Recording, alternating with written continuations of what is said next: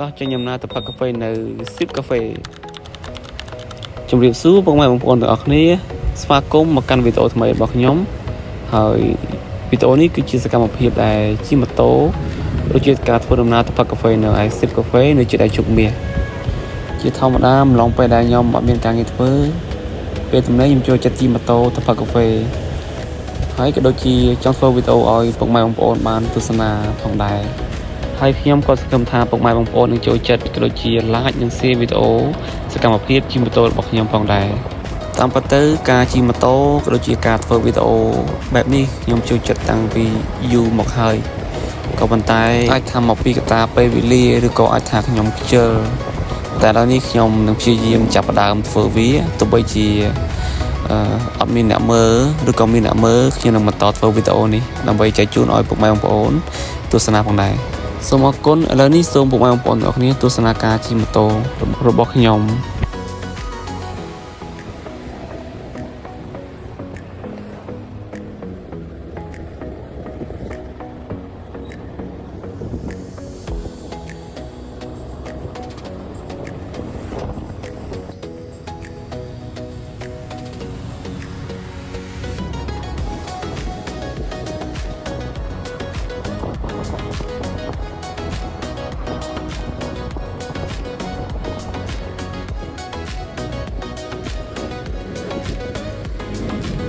បើនិយាយពីទីតាំង Sip Cafe ផងដែរគឺ Full Stop ជោគមាសតែបន្តិចទេគឺ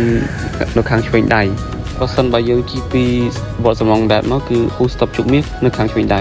ពេលតែផ្លូវឡើងច្រើនពេកពិបាកបត់ខ្ញុំក៏សម្រេចចិត្តជិះត្រឡប់មកជុំក៏បានបត់ចូលហាងកាហ្វេឥឡូវគឺមកដល់ហាងកាហ្វេហើយក៏បានរកកន្លែងដាក់ម៉ូតូសិនមានប៉ុណ្ណាមកដាក់ទូរស័ព្ទចោលដែរ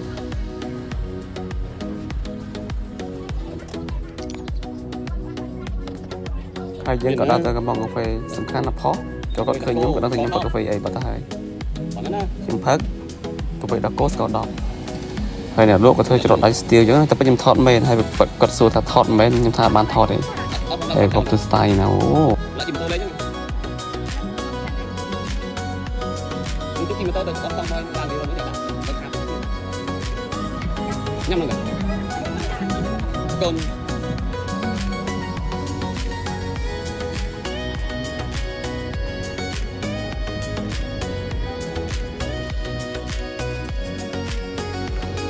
ហើយឥឡូវនេះខ្ញុំទទួលបានកាហ្វេហើយខ្ញុំបានកាហ្វេមួយកែវទឹកមួយកែវហើយខ្ញុំក៏បានផឹកទឹកមុន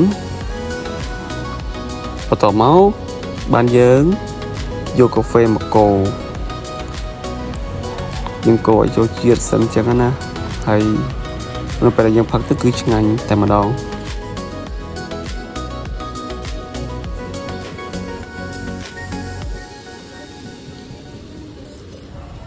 នឹងឯងអ្នកទាំងអស់គ្នាកាហ្វេគាត់ឆ្ងាញ់ហើយបើសិនជាអ្នកទាំងអស់គ្នាចង់សាកអាចទៅសាកនៅទីតាំងរបស់គាត់បានដូចខ្ញុំបានជិះម៉ូតូប្រាប់បងប្អូនទាំងអស់គ្នាមិញអញ្ចឹងបើបងប្អូនចង់សាកកាហ្វេដែលឆ្ងាញ់គឺទៅហាងគាត់បាន